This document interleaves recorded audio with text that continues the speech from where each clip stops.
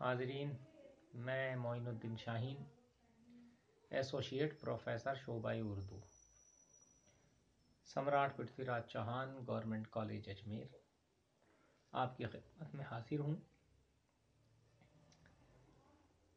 Be a part 3 کے first paper میں رومانی تحریک کا ایک باب آپ کے نصاب میں شامل ہے۔ اس کے تحت ہم مختلف شاعروں کی شاعری میں رومانی عناصر کی تلاش و جستجو کرتے ہیں۔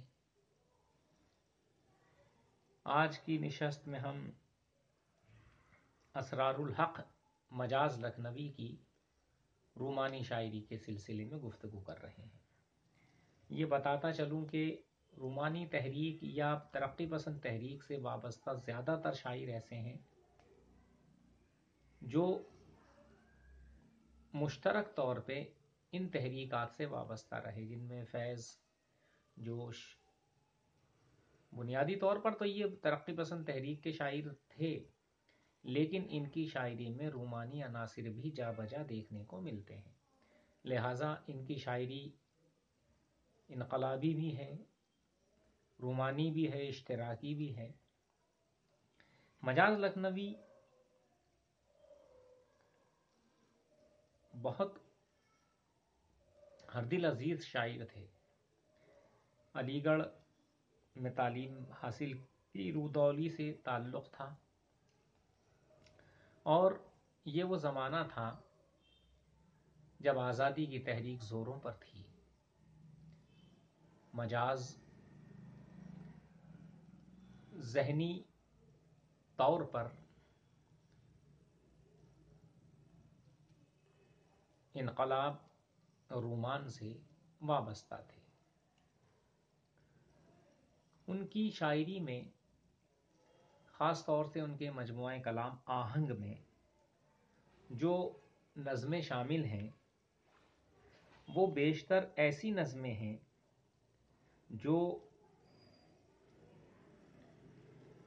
ان کی رومانی شاعری کو ظاہر کرتی ہیں۔ 1938 میں شائع ہونے والا یہ مجموعہ کلام آہنگ کے نام سے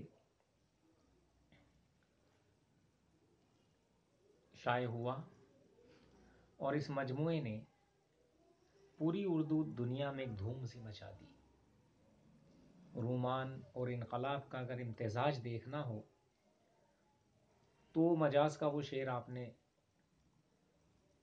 سنا ہوگا، تیرے ماتھے پہ یہ آنچل بہت ہی خوب ہے، لیکن تو اس آنچل سے ایک پرچم بنا لیتی تو اچھا تھا۔ رومان اور انقلاب کا بہترین امتزاج ہمیں اس شعر میں دیکھنے کو ملتا ہے۔ علاوہ اس کے آپ کی جو بہت مشہور نظم ہے آوارہ، اے غم دل کیا کروں، وحشت دل کیا کروں، اس نظم کا جو تاثر ہے وہ بھی ان کی رومانی تخلیق کا ایک بہترین نمونہ ہے۔ نظم اپنے تاثر کی بنیاد پر مقبول ہوئی۔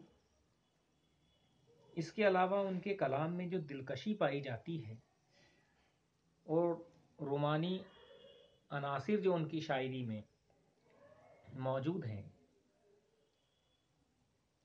ان کی توضیح کے لیے ان کے چند ایسے اشعار میں آپ کے سامنے پیش کر رہا ہوں جن کو آپ بغور ملاحظہ فرمائیں تاکہ آپ کو یہ اندازہ ہو سکے کہ مجاز کی شاعری میں رومانی عناصر کس درجہ موجود تھے۔ اشعار اس طرح سے ہیں: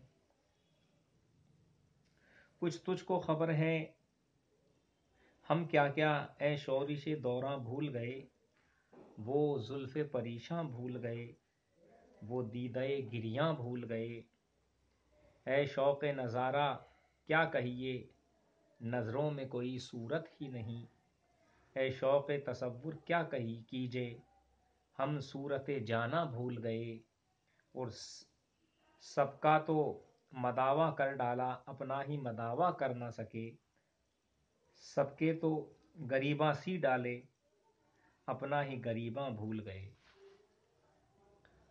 رومانی شاعری کی اس سے بہترین مثال شاید مل سکے تو یہ مان کے چلیے کہ جو شاعر اس قسم کے تصورات ظاہر کرتا ہے اس کا ذہنی اور قلبی رشتہ مجاز جیسے بڑے شاعر سے ہے۔ مجاز جس قسم کی شاعری کیا کرتے تھے اس میں اس قدر پختگی تھی، اور کہیں کہیں نقادوں نے یہ بھی کہا ہے کہ وہ بعض اوقات فنی لوازمات کو نظر انداز کر دیا کرتے تھے، کیونکہ ان کا مقصد یہ رہتا تھا کہ میں اپنا مافی ضمیر کس طریقے سے خوب تر کی مثال کے ساتھ پیش کر سکوں۔ مجاز کی شاعری حسن، عشق، انقلاب، رومان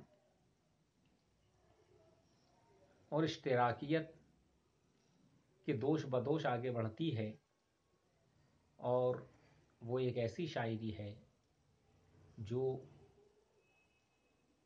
پختہ بھی ہے، مکمل بھی ہے، اور تا دیر اس کا تاثر قائم رہے گا۔